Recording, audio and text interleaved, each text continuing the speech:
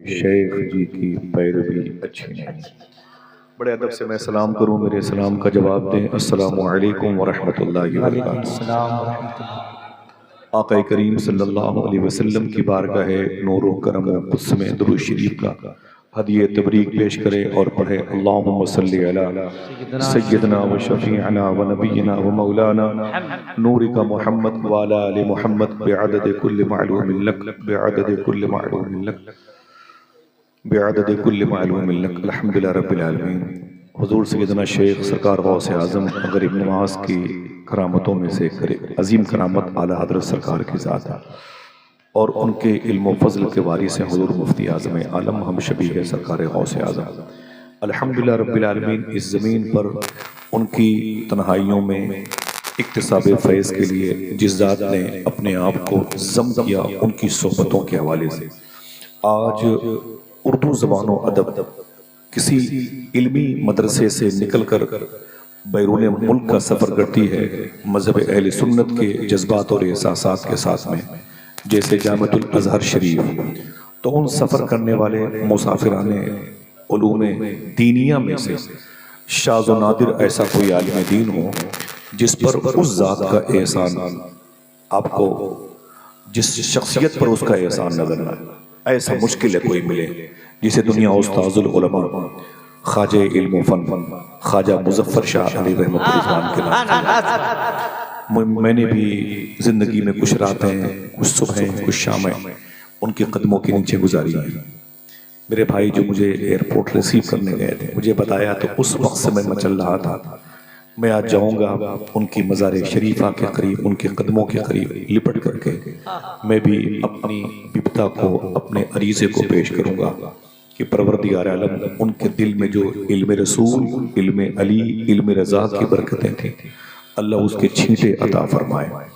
इस ज़मीन की कोख में एक ऐसा हीरा पैदा किया जो इंग्लैंड की मलका अल्ज़बत के पास भी नहीं था, जिसे कोहिनूर कहते हैं। वो हीरा भी इस इल्म फन के हीरे के सामने मांद नजर आता है। अपने शहर से निकले आप, अपने सूबे से निकले आप, आ जाएं राजस्थान की वादियों में, गुजरात की पगडंडियों में, आए बाहर जाएं, उत्तर प्रदेश में जाएं, अरुणाचल प्रदेश और ये गुवाहाटी आसाम का बेल्ट, झारखंड का ऐसा कौन सा बेल्ट है जहां पर आपको कोई न कोई बुजुर्गों की अजमतों की यादगार एक इदारा न नजर आए। और अगर इदारा नजर आ गया तो सरकार ख्वाजा मुज़फ़्फ़र शाह अली रहमा का जिक्र हसन और तैयब तरीके से करने वाली कोई न कोई ज़ात। वो सरकार मीर मोहम्मद वाक़िफ़ असरार मुतशाबिहात तंज़ील मीर मोहम्मद इस्माइल शाह वास्ती क़ादिर रज़ाक़ी बलग्रामी अलैहि रहमा के उर्स में बैठे होते थे और मैं उनके कदमों को चूमता रहता था और फिर मैं निज़ामत की गली कूचे से गुजरता रहता था।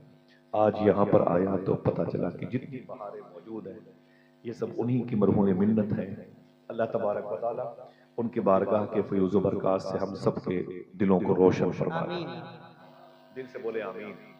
एक मिसरा मेरे जहन पर बार बार आ रहा था, यही ज़मीं है जहाँ आसमान रहता है, यही ज़मीं है जहाँ आसमान रहता है। बहुत बहुत मुबारक हो आप सबको। अव्वल भाई ने इससे पहले भी दावत दी थी मुझे और वो कुछ हिंदुस्तानी कवानीन की जो है आर्टिकल जो नए नए होते हैं सामने, उनकी वजह से प्रोग्राम को मनसूख करना पड़ा और फिर आज मैं सर के बल आया हूँ। मुझे खुशी इस बात की है कि सर्दी का मौसम है, उसके बावजूद नहीं भाईजान माइक बहुत अच्छा है। अख्तर भाई और तहजीब भाई और अरशद इकबाल भाई की नातों को सुनने के बाद अंदाजा हुआ। बस इतनी सी गुजारिश है ना, आप इसका ईको बंद कर दें भाई, ईको बंद कर दें इस माइक का, बिल्कुल ईको इसका बंद रखिएगा। ईको जब बंद हो जाए तो इसकी आवाज़ थोड़ी सी बढ़ा दीजिएगा और आवाज़ इसी कैंपस में रखिएगा जिस कैंपस में मेरी माँ बहनें, मेरे बुजुर्ग बैठे हुए हैं। बहुत पूरी कायनात को इस वक्त जगाने की ज़रूरत नहीं है, ये चंद लोग जाग जाएंगे तो पूरी कायनात जाग जाएगी इंशाअल्लाह। चिराग से चिराग जल सकता है। हुजूर गौस पाक के शहजादे सैयद शबाहत मियां फरमाते हैं कि मदीने शरीफ में सरकार सिद्दीक़ अकबर रदी अल्लाह तआला अन्हु जब निकलते थे तो नंगे पांव चला करते थे। मदीने शरीफ में नंगे पांव चला करते थे। उनसे उमर फारूक आजम ने पूछा कि मेरे भाई आपने मदीने शरीफ में रातों को चप्पल जूते पहन के क्यों नहीं निकलते? तो सिद्दीक़ अकबर ने फरमाया था इसलिए जूते चप्पल रातों को पहन के नहीं निकलता कि मेरे चप्पल और जूते की खटखट की आवाज से किसी गरीब की नींद में खलल न पैदा हो। कहा ये आपने कहां से सीखा है? तो आपने फरमाया मुझे ये तालीम मदीने वाले आका ने अता फरमाई। आज मुसलमानों के बच्चे अपनी बाइक का सिलेंसर निकाल के गली कूचों में बड़ी पट पट पट पट आवाज के साथ गुजरते हैं। मैं मादरत चाहता हूं, ना आपको हंसना है ना कोई नारा लगाना है, मेरी बात को सुने। ये मोबाइल में रिकॉर्डिंग हो रही है, चैनल्स वाले भाई बैठे हुए हैं, इनको आप बाद में सुन लीजिएगा। आप तवज्जो के साथ समाअत करें। मेरी माँ बहनें बैठी हुई, कहने का मतलब आज हमारा मुआशरा ये है ना कि मुसलमानों के बच्चों की आवारगी उनके कैरेक्टर से झलकती नजर आती। समझ रहे हैं? इतनी तेज गली कूचे से बाइक लेके गुजरेंगे ना कि बुजुर्ग जो बूढ़े बाप दादा होते ना उनके हाथों से गिलास का पानी गिर जाता है। इतनी तेज में वो अपनी हार्न का इस्तेमाल करते हैं ना मुसलमानों के बच्चे कि उनके करीब की दीवारों के अंदर आंगन में जो माँ बहनें अपने बच्चों को गोद में लिए खिलाती ना, वो बच्चे उनकी गोद से गिरने लग गए। मैं माफी चाहता हूं। आप एक जिम्मेदार शहरी हैं, आप एक जिम्मेदार मुसलमान हैं। अपने अच्छे मुसलमान, अच्छे शहरी होने का सबूत पेश करें इंशाअल्लाह। ठीक है, एक गुजारिश है, जो सब लोग बैठे हुए हैं, जाहिर सी बात है सर्दी है और ये माँ बहनें, मुझे लगता है कभी कभी 30 साल हो गए मुझे माइक पे रहते हुए कि ये क्या समझती हैं। आजकल इतने निकात बयानात हो रहे हैं, इनकी क्या समझ में आता है मेरी बहनों के। आप जोर से नारा लगा देते हैं, ये बैठी बैठी देखती रहती है। लेकिन खुदा की कसम, ये इनका हुजूर की मजलिस में बैठना। पहले के दौर में बच्चे बीमार होते थे ना, तो उनकी सहेलियां उनकी माओं से कहती थी ए किसी हकीम को दिखा ले, किसी डॉक्टर को दिखा ले। तो वो लड़कियां कहती थी चल चल चल मुझे मशवरे मत दे, मैं अपने बेटे को लेके कहीं नहीं जाऊंगा। बोले फिर ये ठीक कैसे होगा? तो वो लड़कियों की आवाज आती थी, 2-3 दिन के बाद मेरे दरवाजे पर हुजूर की मिलाद की महफिल होने वाली, मैं अपने बीमार बच्चे को हुजूर की मजलिस में लेके जाऊंगी और मेरा बेटा रात भर हुजूर की नातें सुनते सुनते शिफा पा जाएगा। वो जज्बा मुझे आज भी कहीं कहीं नजर आता है, बिलखुसूस सूबे बिहार में। एक और बात समाप्त करें, ये हकीकत है कि हिंदुस्तान के बहुत ज्यादा मालो मता और बहुत ज्यादा प्रॉपर्टी, बहुत ज्यादा पैसों के एतबार से ये स्टेट सजा हुआ नहीं है जिसे हम बिहार कहते हैं। ये हकीकत है। मैंने देखा है, दिल्ली में देखा है और मुंबई में देखा है, चेन्नई वगैरह के इलाकों में देखा है, जयपुर में, कि बड़ी मेहनतों मशक्कत के साथ आप लोग जब जाते हैं अपनी माँ से अलग होकर, अपने बाप से अलग होकर, तो उन जमीनों पर बड़ी मेहनत के साथ आप कारोबार करते हैं। लेकिन खुदा की कसम, आप चाहे इसे एक्सेप्ट करो चाहे ना करो, मैंने देखा है कि बिहार का अगर 5 बंदा भी किसी शहर के किसी गली कूचे में 5-10 साल रह गया, तो वहां वो सबसे पहले जमीन नहीं खरीदता, सबसे पहले वो हुजूर की मिलाद की महफिल कराता है। हम लोग रोज जलसे करते हैं अल्हम्दुलिल्लाह रब्बिल आलमीन, और फिर अगर ये ठहर गया और इसको आजादी मिल गई तो जिस शहर में होगा उसे जलसों का शहर बना देगा। घरों में देखें तो आप मुफलिसी टपकती है, बहुत ऊंचे ऊंचे महंगे महंगे मकानात आपके नहीं है, लेकिन खुदा की कसम आपके कमजोर लिबास के अंदर वो जो इश्क रसूल छुपा हुआ है। बुरा न मानिएगा, आप बड़े खुशकिस्मत हैं। पूरे बिहार में मैंने देखा जलसों में इतनी पैसे खर्च होते, क्या मतलब भाई? आप बोलो हमसे क्या मतलब है? रात भर बस मदीना मदीना होता रहता है, दिल को सुकून मिलता रहता है। इस यही वजह है कि बड़े बड़े उत्तर प्रदेश में अरबपति खरबपति पड़े होंगे, लेकिन मेरा दिल कहता है वो भी आपसे ज्यादा सुकून से नहीं सो पाते। ये नेमत आप जैसों को मिली है। अल्लाह तबारक व तआला ये नेमत अपनी नस्लों में हम सबको ट्रांसफर करने की तौफीक अता फरमाए। तो हुजूर का जिक्र जहां पर होता है, वो मजलिस, वो इलाका गरीब नहीं रहता। हाँ, बस ये गुजारिश है कि जलसों को मजीद ज्यादा अखराजात से बचाएं, लंबी लंबी रातों तक जलसे ना करें, अपने मदरसों को मजबूत करें, लड़कियां आवारा ना हो, इनको थोड़ी सी तालीम दें, एक बारी जलसा खत्म कर दें और भीड़ भाड़ ना करें बहुत ज्यादा। 500 की जगह पे 300 लोग सुनने के लिए आए, लेकिन सुने, इशा की नमाज पढ़े, फजर की नमाज पढ़े। बस मेरी गुजारिश है, आपके पास जो पैसे हैं दीन का काम करने के लिए, इतनी सी गुजारिश है कि आप अपने गोद के बच्चों को थोड़ा सा नाजायज, जायज, हलाल, हराम, कुरान, हुजूर की सुन्नत, हुजूर की शबाहत, हुजूर का किरदार और बदअकीदों से बचने की तलकीन, आला हजरत सरकार की मोहब्बत, ये कुछ कवानीन सिखा दें। बस इतनी सी गुजारिश है। ठीक है इंशाअल्लाह? बोलो भाई, कुछ बातें करूंगा, सुनेंगे इंशाअल्लाह? हाँ, अब अजीब सी खुशी मुझको हो रही। एक गुजारिश है, जो मेरे भाई वहां पर बैठे हुए हैं, मैं देखना चाहता हूँ ये बगदाद शरीफ कितनी जल्दी जाना चाहते हैं। अगर जहमत न हो तो आप लोग यहाँ तशरीफ लाएं, मेरे सामने बैठे। भाईजान आप लोग भी आ जाए, माशाल्लाह बैठे। एक तबरुक में बगदाद शरीफ हुजूर गौस पाक रज़ी अल्लाह की मज़ार शरीफा के अंदर का मेरे पास गुस्ल शरीफ का पानी है। मैं आया तो मैंने अव्वल भाई से वादा किया था कि मैं आऊंगा, मैं कश भाई, और तो उस पानी के एक कतरे ही सही हमारे सामईन को किसी न किसी हवाले तक पहुंचा दिया। बहुत बहुत शुक्रिया आप सबका। आप लोग भी वहां पर जहमत होगी, मेरी नजर में वो ठंडक है, वो चटाई जो बिछी हुई है प्लास्टिक की है, तो मैं गुजारिश करूंगा कि आप लोग यहाँ पर आ जाएं, भाईजान करीब आ जाएं, वहां ना बैठे, प्लास्टिक की वजह से ठंडक का एहसास होता है। और आप लोग भाई बैठ जाएं या कहीं जाना हो चलिए, कोई दिक्कत नहीं है, मुझे कोई परवाह नहीं। मैं तो एक आदमी बैठा होता है तब भी हुजूर की बातें होती रहती। अल्हम्दुलिल्लाह रब्बिल आलमीन। ये जो लड़कियां बैठी ना, औरतें बैठी हैं, बैठे थोड़ी सी एक बात सुने। आज से 150 साल पहले एक लड़की पैदा हुई थी, कहां पर? बैतुल मुकद्दस, जो गुम्बद सुखरा, कुब्बत सुखरा कहलाता है। यहीं से 160 किलोमीटर पे ये रमल्ला है, गाजा है, खान यूनुस है, जहाँ के हालात कशीदा है। इसी के करीब में शहर था जिसको नीबहान कहते हैं। वहां एक बुजुर्ग पैदा हुए थे, उनका नाम था शेख इस्माइल। बहुत अच्छा माइक है भाई, शेख इस्माइल उनका नाम है। मैं मेरी आवाज सही कर दें आप? ना ना कोई बात नहीं, आप मेरी आवाज को सही कर दें। बेटा ये बच्चों को यहाँ बुलाया, बेटा यहाँ पर खोल दीजिए हाजी साहब, तो बच्चों के पैर में डाल बच्चे में डाल दो।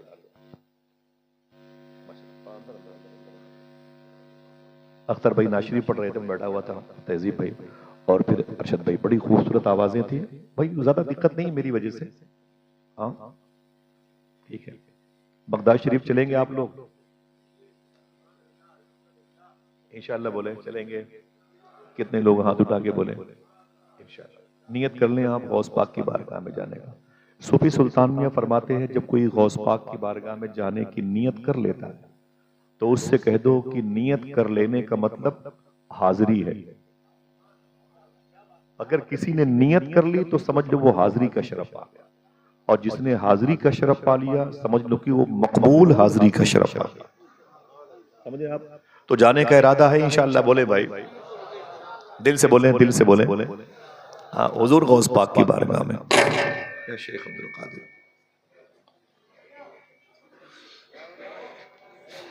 भाई कोई ज्यादा दिक्कत नहीं है, आवाज कम कर दे भाईजान। बहुत अच्छा, अल्लाह फजल फरमाए। देखिए वो माइक वाले भाई जो लोग थे ना, वो अपने से बेहतर ही बनाना चाहते हैं। आप डिस्टर्ब ना हो, ना इनके किसी काम से नाराज हो। वल्लाहि लज़ीम इनको इस वक्त अपनी औलादें भी याद नहीं आती, मजलिस रसूल की कामयाबी के अलावा कुछ भी नहीं आता।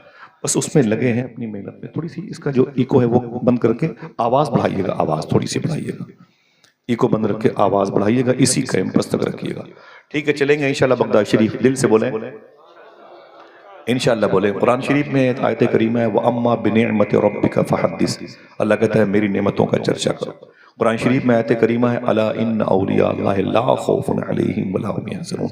जहाँ अल्लाह ने अपने दोस्तों के लिए कहा कि इन्हें कोई खौफ नहीं, कोई टेंशन नहीं है। कुरान शरीफ में आयत करीमा, या अय्युहल्लज़ीना आमनू तक़ुल्लाह, ऐ ईमान वालो, अल्लाह कहता है मुझसे डरो, लेकिन इतने बात बनती नहीं। वकूनू मा सादिकीन, अल्लाह कहता है सच्चों के साथ भी हो रहो। वो कहता है सच्चों के साथ रहो। कहीं अल्लाह कुरान में कहता है कि मैदान महशर में तुम ऐ मेरे बंदो अपने अपने इमामों के साथ बुलाए जाओगे। अल्लाह तुमसे कहता है कुरान शरीफ में, ये कुरान की आयत करीमा है, तुम अपने इमामों के साथ बुलाए जाओगे। और जाहिर सी बात है, अगर 900 साल से लेके अब तक, अब से लेके इमाम मेहदी तक अगर कोई इमामुल औलिया है तो उसे शेख अब्दुल कादिर जिलानी कहा जाता है। अगर वकूनु मा सादिकीन, सच्चों के साथ हो जाओ। अगर इस पर अमल की बात आएगी तो ये याद कर ले कि 900 साल से लेके अब तक अगर कोई सच्चों का सरदार है तो उसे शेख अब्दुल कादिर जिलानी कहा जाता है। जरा हाथों को डाके बोलें लब्बैक या गौसे आजम, ऊंची आवाज में। तो बहुत सारी जगहों पर कुरान, अगर इसमें कोई वहाबी अकीदे का बैठा हो, कोई देवबंदी, तो भागे मत भाई, बैठा रहे। ओ भागे मत, दुआ करो उसके अंदर से जो फितना है वो भाग जाए, लेकिन वो बैठा रहे। शेख अब्दुल कादिर जिलानी के बारे में वहाबियों के बहुत बड़े मौलवी इब्न तैमिया, जिन पर इनकी असास टिकी हुई है, इब्न तैमिया किसी बुजुर्ग की करामतों का कायल नहीं था, लेकिन इब्न तैमिया कहता है कि मेरी नजर में दुनिया में सबसे ज्यादा अगर किसी की करामतें हद्दे तवातुर तक पहुंची हुई हैं, वो कोई और नहीं शेख अब्दुल कादिर जिलानी की जात है। ये है सल्फी वहाबी अकीदे का बहुत बड़ा मौलवी इब्न तैमिया। अब जमात देवबंद का अगर कोई फॉलोअर बैठा है तो सुने, बैठे भागे मत, सुने पहले कौन है शेख अब्दुल कादिर। जमात देवबंद के एक मौलवी हैं जिनको मुफस्सिर कुरान डॉक्टर असरार कहा जाता है। डॉक्टर असरार, ठीक है। उन्होंने गौस पाक के बारे में क्या कहा सुनिएगा, इसमें लड़ाई दंगे की बात नहीं है। जमात देवबंद का एक मौलवी है असर, बड़ा पढ़ा लिखा इंसान था, लेकिन क्या खाक पढ़ा लिखा जब हुजूर का इश्क ना है तो है कि नहीं। उसने एक बात कही है डॉक्टर असरार ने, उसने कहा कि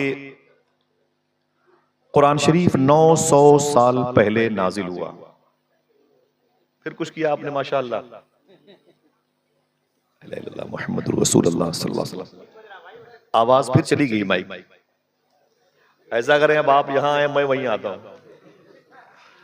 हाँ, कैस सहरा में अकेला है मुझे जाने दो, खूब गुजरेगी जो मिल बैठेंगे दीवाने दो। हाँ?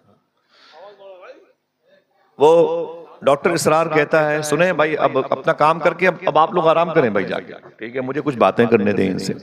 डॉक्टर इसरार कहता है कि जिस तरीके से कुरान शरीफ गौस आजम सरकार के आने से पहले नाजिल हुआ, बड़ी बात है, कुरान शरीफ गौस आजम के 600 साल पहले नाजिल हुआ। ये देवबंदी अकीदे का बड़ा मौलवी है। वो कहता है कुरान शरीफ गौस आजम से पहले नाजिल हुआ, इसीलिए कुरान शरीफ में याकूब अलैहिस्सलाम, सुलेमान अलैहिस्सलाम की हिकमत की बातें मौजूद हैं। अगर यही कुरान गौस पाक के आने के बाद नाजिल होता तो इस कुरान में बहुत सारी बातें शेख अब्दुल कादिर जिलानी की भी होती। क्या मतलब? मुहावरा है कि जादू वो जो सर चढ़ के बोले, लेकिन ये जादू नहीं हकीकत। लफ्ज कुन का फैज पाया है मेरे शेख अब्दुल कादिर जिलानी ने। बात आई थी निभान की, वो मेरी माँ बहनें सुन ले, उसके बाद छुट्टी। अगर जिसके समझ में आए तो ठीक है, वरना आराम करें। आराम करना भी सवाब का काम है। फिर से बोले हाथों को उठा के लब्बैक या रसूल अल्लाह, ऊंची आवाज में। और निभान के करीब में एक बुजुर्ग थे, उनका नाम था इस्माइल। ऊंची बोले क्या नाम था? इस्माइल। उनके एक औलाद पैदा हुई, उसका नाम रखा शेख यूसुफ। शहर का नाम था निभान, बाप का नाम था इस्माइल, उनके बेटे का नाम था यूसुफ। बना क्या? शेख यूसुफ बिन इस्माइल नबहानी। ठीक, ये नाम बना। बाप का नाम ये, शहर का नाम ये, वो चस्पा हो गया उनके नाम के साथ। बहुत बड़े आशिक रसूल थे। मदीने शरीफ से आते तो रास्ते भर रोते रहते, घर पहुंचते तो फिर अपना सामान लपेट के फिर मदीना जाते। मदीने के लिए जीते, मदीने के लिए मरते। लेकिन पूरी जिंदगी आज से 150 साल पहले मदीने मुनव्वरा में जब भी गए हैं शेख यूसुफ बिन इस्माइल नबहानी, कभी हुजूर की मज़ार शरीफा के अंदर नहीं गए। जहां से भी शेख मंसूर कलाउनी का बनाया हुआ गुम्बद खदरा जो लकड़ी का है, उसे देखते तो खड़े होकर सलाम पढ़ते, ऐ शहनशाह मदीना अस्सलातु वस्सलाम। उसे देख के पढ़ते, अंदर कभी नहीं गए। मवाजिह शरीफ पे अंदर कभी नहीं गए। एक मतलब उनके खादिम ने कहा, हुजूर मदीने आने के लिए तड़पते हैं, और जब मदीने आते हैं तो हुजूर के दरबार में नहीं जाते। एक जुमला कहा था जो सोने की कलम से लिखा हुआ है। आपने फरमाया था, कुत्तों का काम है घर से बाहर रहा करे, घर के अंदर तो घर का मालिक रहा करे। इतने बड़े आशिक थे। अब आपको बोलना नहीं, कोई नारा नहीं, अब जुमला सुने। ऐसी तरबियत इनकी भी हुई, और इनके दौर में एक लड़की पैदा हुई, बड़ी खूबसूरत और बड़ी हसीन लड़की थी। अल्लाह ने उसे हुस्न का मलका अता किया था। जब वो लड़की पैदा हुई तो उसके माँ बाप ने उसे नात की लोरियां सुना के पाला था, नगमे नात सुना के उसे पाला था। वो लड़की बड़ी होती रही नात के साए में, नशोनुमा हुई, परवरिश हुई हुजूर के जिक्र के साए में। जब बड़ी हुई तो उस लड़की की शादी शेख यूसुफ बिन इस्माइल नबहानी के साथ हो गई। शेख यूसुफ नाम है, अब नबहानी शहर का नाम है। इतना टफ और सकील न हो जाए कि आप बात ही भूल जाए। बात सुने गौर से, समझ रहे हैं? उस लड़की की शादी शेख यूसुफ बिन इस्माइल नबहानी के साथ हुई, और जब उसकी शादी शेख यूसुफ के साथ हुई तो फिर वो आहिस्ता आहिस्ता लड़की की उम्र बढ़ती चली गई, फिर वो औरत बन गई। इतनी उम्र ज्यादा हुई। अचानक एक दिन उसकी मुलाकात उसकी बचपन की सहेली से हुई। तो शेख यूसुफ बिन इस्माइल नबहानी की बीवी से उनकी सहेली ने कहा, है तेरी शादी कहां हुई है? तवज्जो है, बोले तेरी शादी कहां हुई है? तो उसने कहा कि मेरी शादी जो है ना, वो बहुत बड़े आलिम दीन है शेख यूसुफ बिन इस्माइल नबहानी, मेरी शादी उनके साथ हुई है, मेरी शादी उनके साथ हुई है। तो उस लड़की ने क्या कहा, अरे बाप रे बाप, तुझे और कोई नहीं मिला? एक मौलवी ही मिला तुझे? इतनी हसीन थी तू, अपनी शादी कहीं भी कर सकती थी, राजकुमारी बन के रहती, अमीर जादी बन के रहती, हुस्न की मलका बन के रहती, इतनी हसीन होकर के तुझे एक मौलवी ही मिला शादी करने को, और कोई नहीं मिला? उसके साथ रह के तुझे क्या मिला? अब देखना है कितने लोग सुभान अल्लाह कहते हैं। बोले उस मौलवी के साथ रह के तुझे क्या मिला? तो शेख यूसुफ बिन इस्माइल नबहानी की बीवी ने रो करके कहा, ऐ मेरी सहेली सुन, मुझसे कहती है कि उसके साथ रह के क्या मिला? मैं बताऊं, उसकी खिदमत में जब से मैं आई हूं, जब से उसके निकाह में आई हूं, अब तक मैंने 86 मर्तबे ख्वाब में अल्लाह के रसूल की जियारत का शरफ हासिल कर लिया। मुझे और क्या चाहिए? मुझे अल्लाह अकबर। बात दब न जाए, आप मेरी बात को समझ रहे हैं? रदी अल्लाह तआला या शेख, या शेख, आप मेरी बात को समझ रहे हैं? क्या मतलब? एक लड़की कहती है, मेरी एक बहन है जो अभी मदीने शरीफ में है, मेरी बहनें सुनना, बड़ा इल्जाम है तुम पर, तुम्हारी आवारगी पर। मेरी बेटियां हैं उसमें, मेरी बहनें बैठी हुई। मुझे अफसोस भी इस बात पर है, मुसलमानों की लड़कियां खिंजीर का गोश्त खाने वालों के साथ रातें गुजारती हैं। माफी चाहता हूं मैं। मेरी बहनों बैठना थोड़ी देर के लिए, तुम्हारे होंठ अल्लाह के रसूल पर दुरूद पढ़ने के लिए मिले थे। मैं भी 20 दिन पहले गया था उदयपुर। मेरे दोस्त ने कहा, आसिफ भाई, मैं एक बिल्डिंग में गया था फ्लैट रूम किराए पे लेने के लिए। मैं अंदर गया तो ऑफिस में मैंने बाहर एक लड़की को देखा, टेबल बैठी शराब पी रही थी। उसके करीब एक लड़का सिगरेट पी रहा था। मैं अंदर गया तो मैंने मैनेजर से कहा, यार मैं इस बिल्डिंग में एक फ्लैट किराए पे चाहता था, लेकिन अब क्या रहूंगा यहाँ पे, और लड़कियां तो रूम के सामने शराब पी रही हैं, लड़के सिगरेट पी रहे हैं, मैं अपनी बेटी और बीवी को यहाँ ला के क्या करूंगा? तो उस मैनेजर ने क्या कहा मालूम है? बोले तुम मुसलमान हो? बोले हाँ मैं मुसलमान हूं। तो उसने मालूम क्या कहा? बोले तुम मुसलमान हो, जो लड़की शराब पी रही ये भी मुसलमान है। बोले वो कौन लड़का कौन है? वो लड़का मुसलमान नहीं है। बोले वो लड़का मुसलमान नहीं, इस लड़की की रातें इसी के साथ गुजरती हैं। दिल के पपोले जल उठे, सीने के दाग से इस घर को आग लग गई, घर के चिराग से। ये कौन सा किरदार हमने अपने बच्चों को दिया है? कौन सा किरदार अपने बच्चों को दिया? खुदा की कसम, जलसे में नारे बहुत लगते हैं, बहुत बहुत टूट करके लोग सुना करते हैं। कभी कभी खामोश रहकर भी थोड़ी बात सुन सकते हैं, और वादा करो जो बात की जाए हम और आप दोनों उस पर अमल करेंगे इंशाअल्लाह। 10 साल तक आप किसी दूसरे जलसे में मत जाइएगा। इतने जलसों में हम जाने लगे ना कि हमारी मेमोरी भर गई है, वो हैंग करने लगती। समझे आप? इतनी बातें सुनते सुनते हम एकदम दबाव में आ गए हैं, हमें इस्लाम लोड मालूम होने लगा।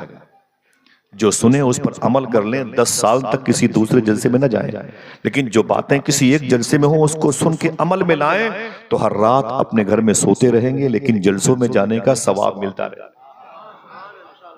समझ रहे हैं आप? नमाजें नहीं, माँ बाप की खिदमत नहीं, और हम इसमें टूट पड़ते हैं। माफी चाहता हूं मैं। ये मिलाद की महफिलें किसी खास मकसद के तहत होती हैं। एक मजलिस तुम्हारे माँ बाप की मगफरत का सामान बन जाएगी इंशाअल्लाह। आप पहले आओ तो सही। तो मैं गुजारिश करता हूं कि आप पहले समझे कि आप किस मकसद के लिए जमीन पर आए हैं। अभी मेरे भाई ने एक शेर पढ़ा ना कि वो शेर और बकरी एक घाट पर पानी पीते थे, है ना? हाँ, कहाँ गए वो शेर जो है ना, वो जबलपुर के शबनम जबलपुरी साहब का शेर है। शबनम साहब का शेर है, समझ रहे हैं? जहां गौसुल वरा सरकार की सरकार चलती है, तो शेर और बकरी एक घाट पर पानी पीते हैं। क्या मुझे बताएं कि शेर और बकरी एक घाट पर पानी पी सकते हैं? बोलो भाई। लेकिन ऐसा हुआ है। भाई माइक की आवाज सही कर दे। कहां चले गए? ओ, दोनों गुजर गए। अल्लाह वाले, खैर कोई बात नहीं, आप बैठे बैठे माशाल्लाह, कोई जाइएगा नहीं भाई, ये उठ के जाना मुझे अच्छा लगता नहीं। मैं कितनी दूर से अरुणाचल प्रदेश से मैं आ रहा हूँ, कौन आता हूँ, हिंदुस्तान के वो एयरपोर्ट भी आखिरी है, वो ट्रेन भी आखिरी है, और डिब्रूगढ़, समझे।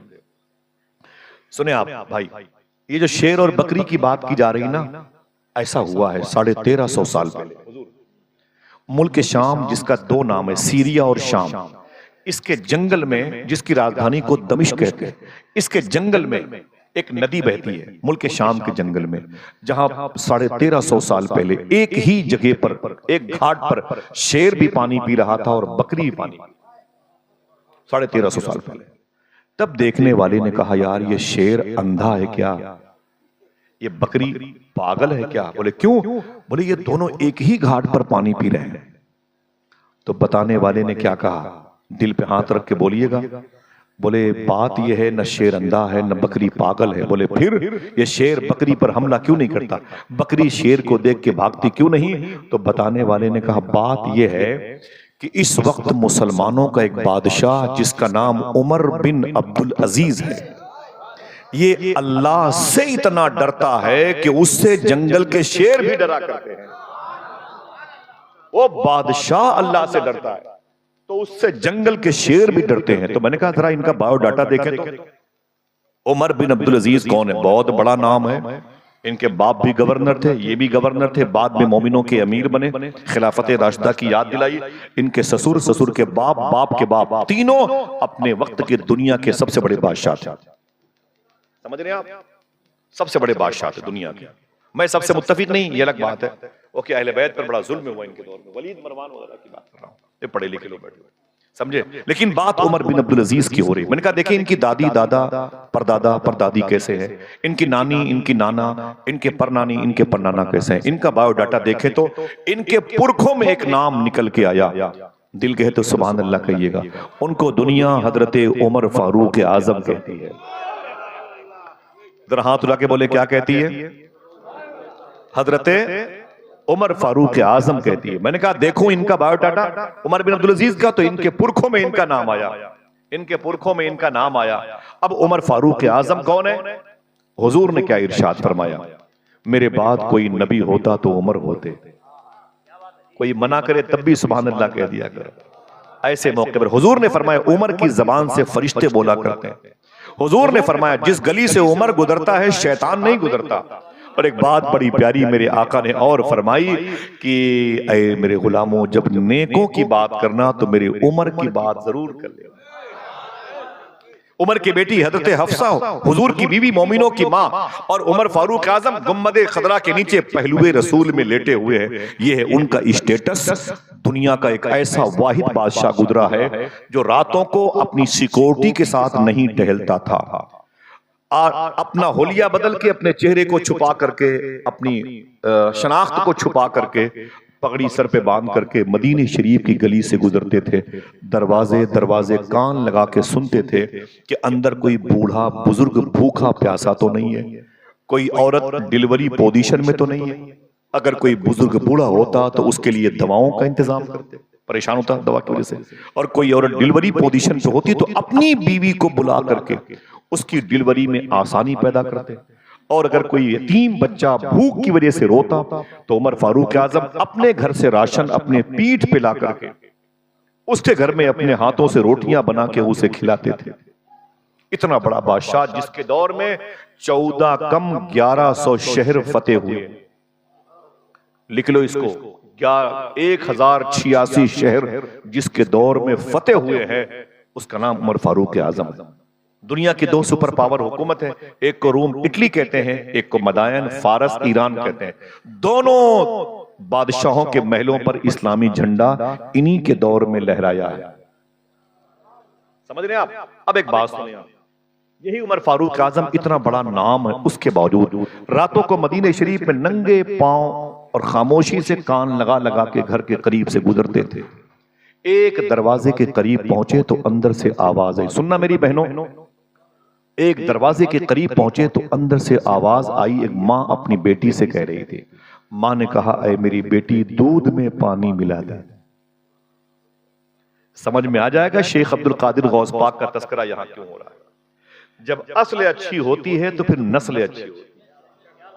समझ रहे हैं आप? दस्तरखान अच्छा होता है तो फिर औरतें ये मान लें कि उनकी औलादें पाक और तैयब होती हैं।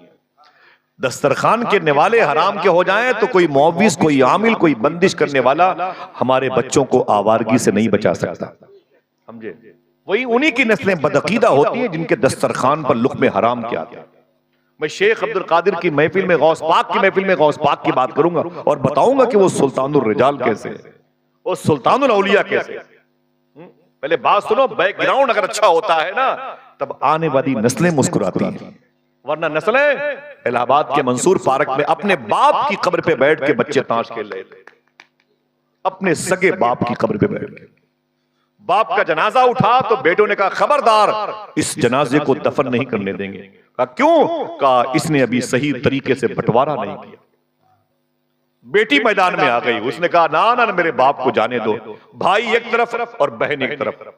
बेटी ने कहा कि जो भी जिसका पैसा मेरे बाप से निकलता है मुझसे ले लेना, लेकिन इज्जत के साथ मेरे बाप को जाने दो, मदीने वाले आका की जियारत के लिए मेरा बाप जा रहा है। एक लड़कियां ऐसी भी होती हैं, एक हम ऐसे होते हैं। समझ रहे? उमर फारूक आजम कान लगा के सुन रहे थे, अंदर से आवाज आई, मां ने कहा ऐ मेरी बेटी दूध में पानी मिला दे। तो लड़की ने कहा ना ना ना ना ना, उमर फारूक आजम ने मना किया है। और उमर कहां है? दरवाजे पर, ऊंची बोले। उमर फारूक आजम ने मना किया है। तो औरत ने क्या कहा? अरे मिला दे। क्या उमर देख रहा है क्या? लड़की ने कहा उमर नहीं देख रहा है, उमर का खुदा तो देख रहा है। आए आए। जिसका जिसका अकीदा है जरा ऊंची बोले। उमर नहीं देख रहा है, उमर का खुदा तो देख। रोने लगे, घर पे निशान लगाया, मेरी बहनों तुम्हारे खानदान की बातें हो रही। निशान लगाया, वापस आ गए, अपने 4 बेटों को बुलाया, अपने दरबार में चटाई बिछाई, बैठ गए। पुलिस भेज करके निशान लगे हुए घर की उस औरत को, उस लड़की को बुला लिया। जैसे वो आके औरत और लड़की बैठी ना, उमर फारूक आजम ने कहा ए औरत, झूठ न बोलना,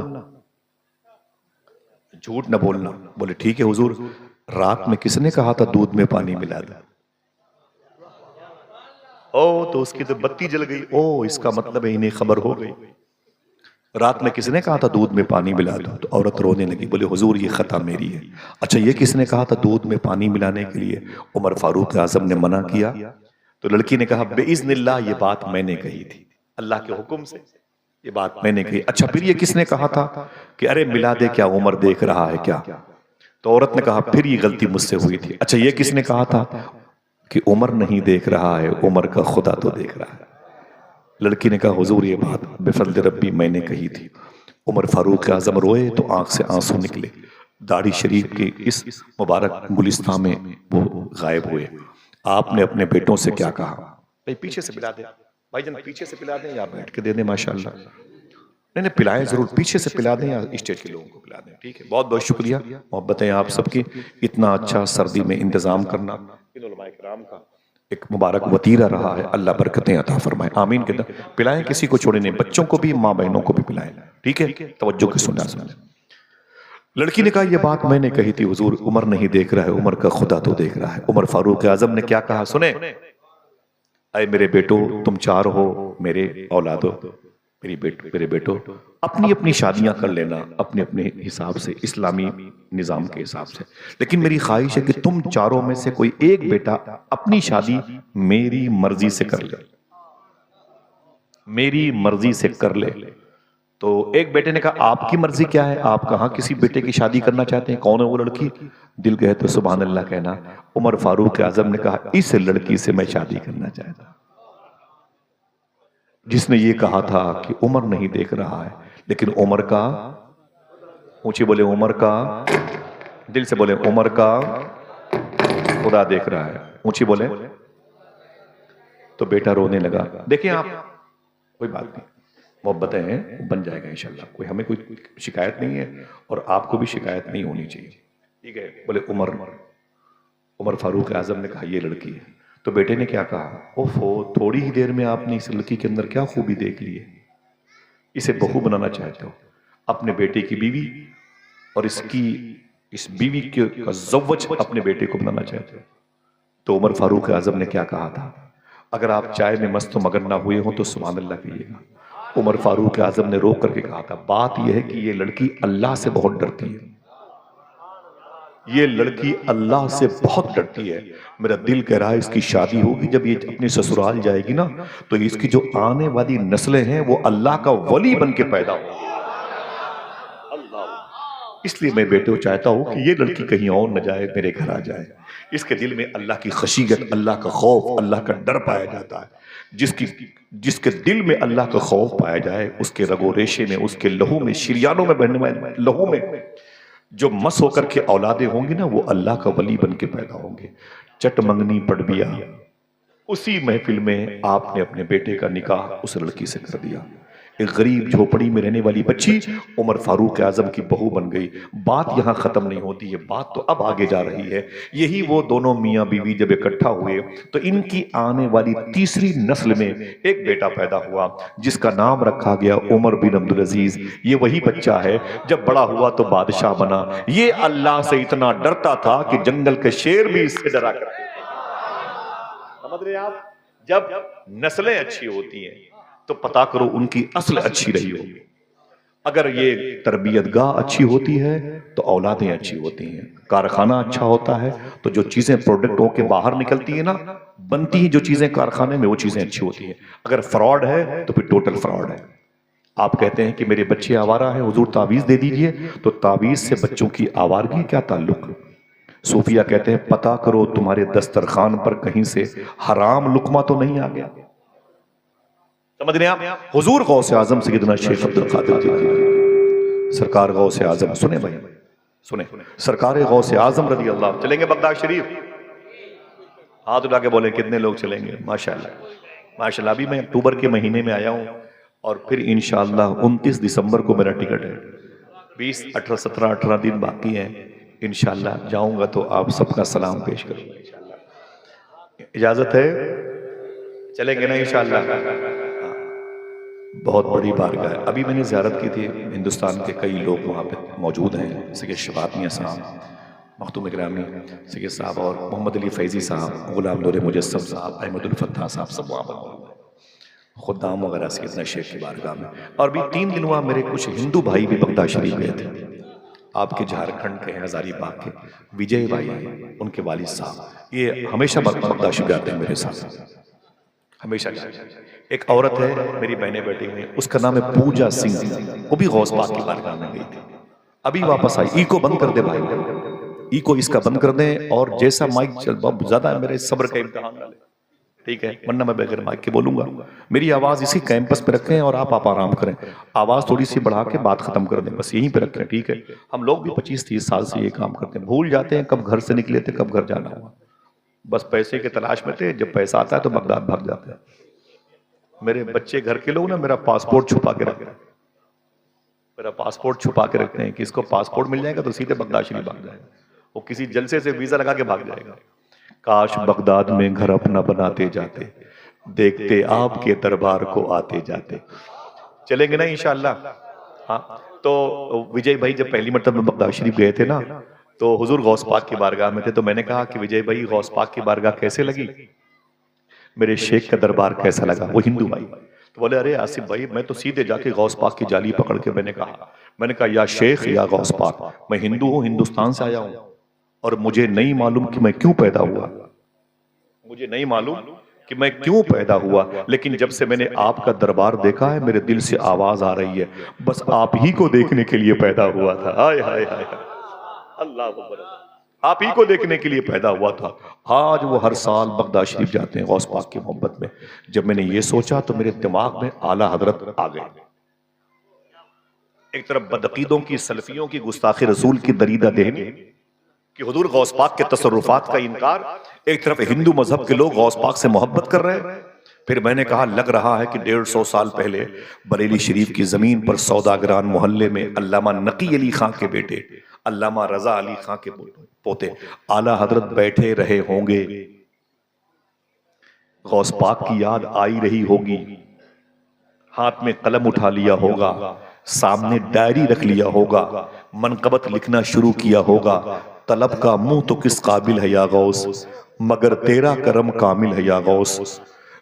तेरे खुदाम के आगे है एक बात जो और अख्ताब को मुश्किल है या गौस, वली क्या मुरसल आए खुद हुजूर आए, वो तेरी वास की महफिल है या गौस।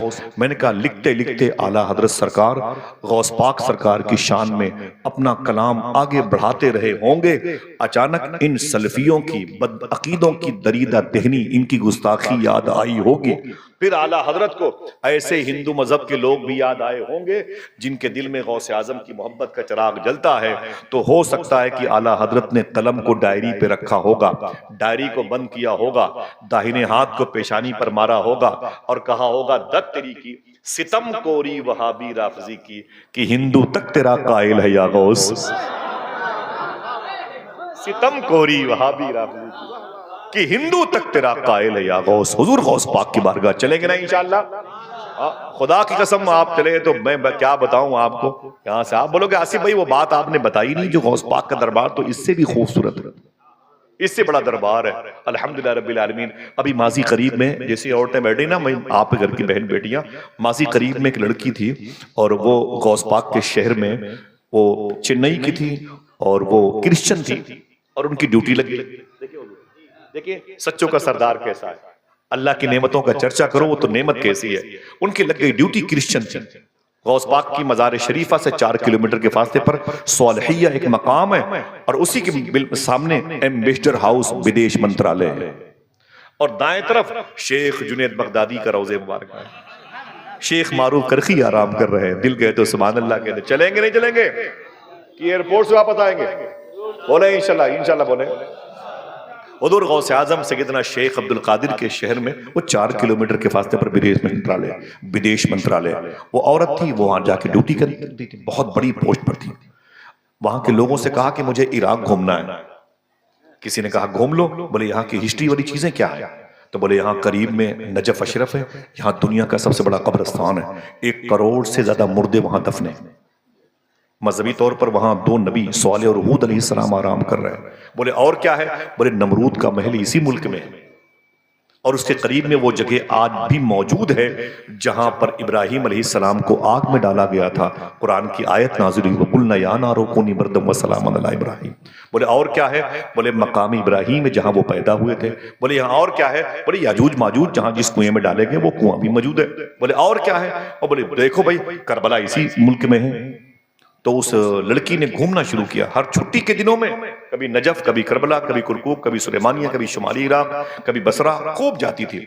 जब उसने सारी ज़ियारतें कर ली क्रिश्चियन, उसने एक दिन कहा कि और कुछ यहाँ इराक में है?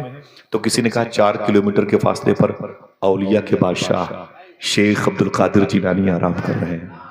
उसने कहा सबको देख लिया, इनको भी देख ले। अब वो जैसे गौस पाक की बारगाह में गई, अल्लाह अकबर, दिल गौस पाक की तरफ खींचने लगा।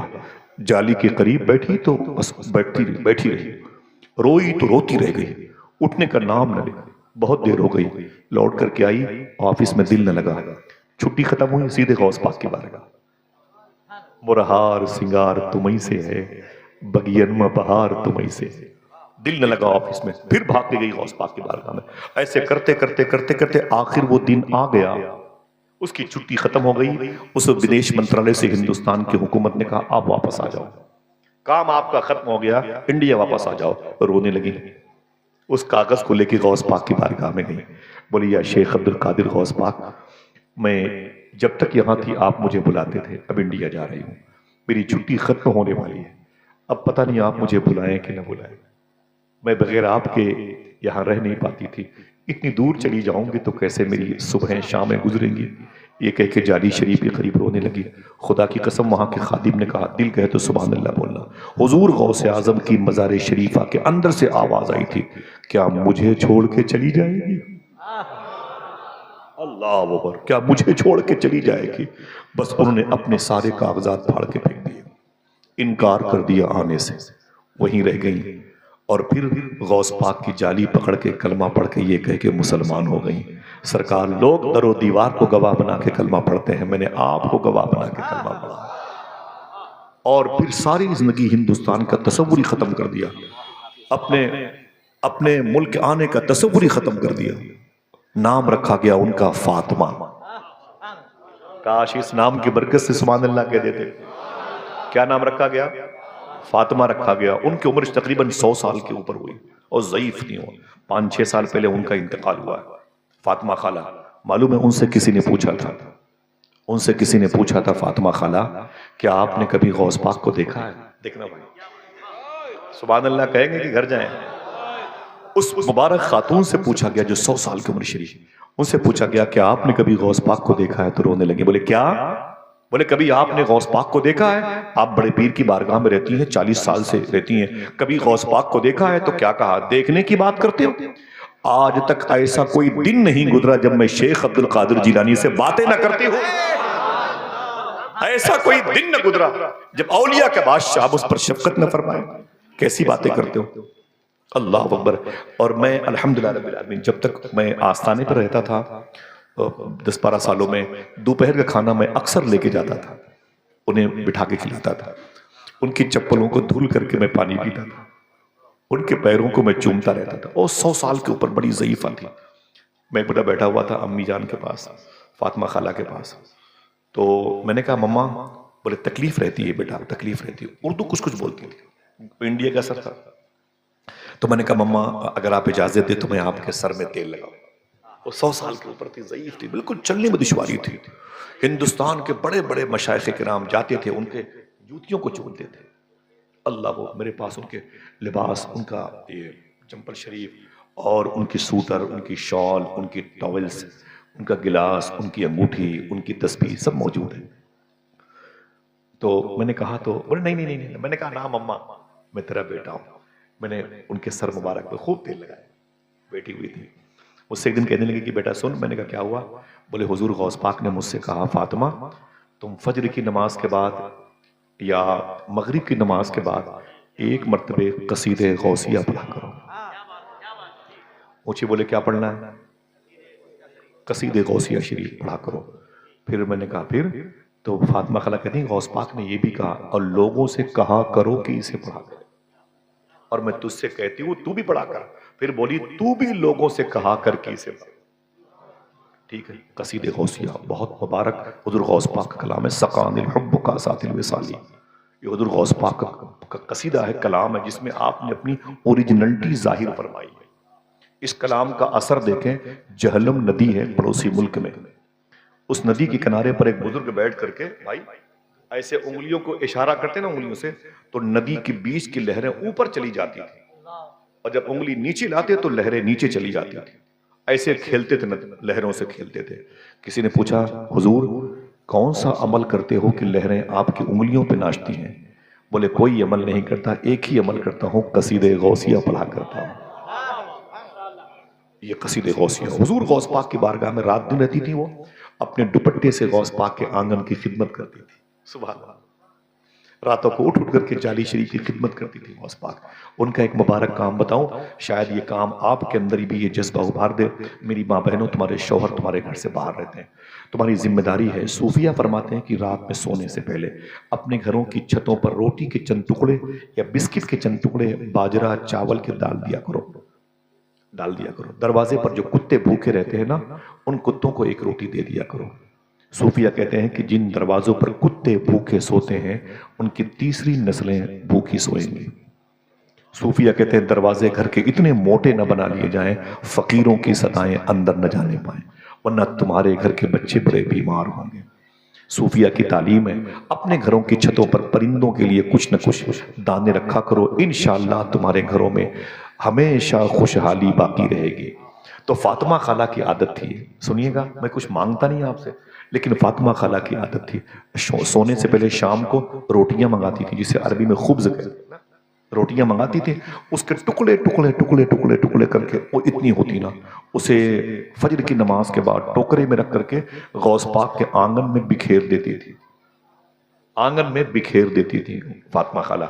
और फिर मिट्टी के बर्तन में वो पानी जमा कर देती थी। ये मिट्टी का बर्तन बड़े कमाल का होता था। मेरे आका सरकारे मुजाहिदे मिल्लत,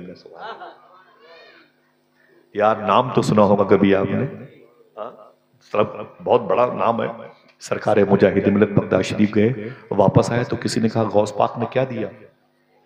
तो अपने झोले से मिट्टी का बर्तन निकाला, कहा इस बर्तन में गौस पाक के आंगन के परिंदे पानी पीते थे, गौस पाक ने इसी को उठा के मुझे दे दिया। अल्लाह, क्या निस्बतों का एहतराम करते थे। अल्लाह, मालूम है फातिमा खाला मिट्टी के बर्तन में पानी रखती थी और पूरे आंगन में रोटियां बिखेर देती। सुबह को फजर की नमाज के आधे घंटे के बाद कबूतर 200 250 आ जाते थे। कबूतर गौस पाक के आंगन में 200 250 कबूतर आ जाते थे और वो फिर एक दूसरे पर खेलते कूदते, वो रोटियां चुनते, पेट भरता पानी पीती। एक मतलब फातिमा खाला बैठी हुई थी तो शेख अब्दुल रहमान बहुत अजीम शान बुजुर्ग है, इमाम हुसैन के औलाद है, उन्होंने उनको बुलाया, बोले ताल अब्दुल रहमान इधर आओ इधर आओ। तो शेख पहुंचे, बोले जी मम्मा क्या बात है? अच्छा, कबूतरों के जो कलर होते हैं ज्यादा फर्क नहीं होते, कुछ में हल्का सा बादल रंग होता है या हल्का सा सफेदी का कलर ज्यादा होता है, वरना एक जैसे होते हैं करीब करीब। मालूम क्या बोले शेख अब्दुल रहमान साहब से? फातिमा खाला बोली, ए शेख अब्दुल रहमान, फरमा जी मम्मा क्या बात है? बोले ये कबूतर देख रहे हो 200 250 हैं। बोले नाम, हाँ कबूतर तो ज्यादा है। बोले तुम्हें पता है ये कबूतर कहां से आते हैं? देखना भाई, तुम्हें पता है कि ये कबूतर कहां से आते हैं? दिल कहे तो सुभान अल्लाह कहना। बोले नहीं मालूम। तो फातिमा खाला कहने लगी, इधर के 17 कबूतर ये करबला से आए हैं, इधर के 22 कबूतर नजफ अशरफ से आए हैं, इधर के 122 काजमैन से आए हैं, इधर के 32 कबूतर आजमैन से आए हैं, इधर के 27 कबूतर ये समर्रा से आए हैं। ए अब्दुल रहमान, तुम क्या समझते हो ये फातिमा खाला की रोटियां खाने आते हैं? ना ना ना ना, ये तो गौस पाक की बारगाह में सलामी के लिए आते हैं।